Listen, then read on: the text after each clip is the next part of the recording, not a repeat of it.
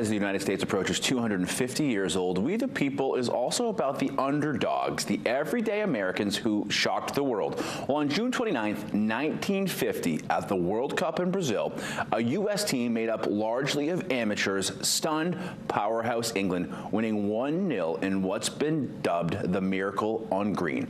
England was considered the kings of football, packed with pros and expected to cruise. The Americans were the opposite, a hastily assembled group of regular guys, including a dishwasher, mailmen, a teacher, a mill worker, men who didn't look like international sports legends. They were given 500-to-1 odds. Even their own coach reportedly said they had no chance. Until tomorrow, I'm Brian.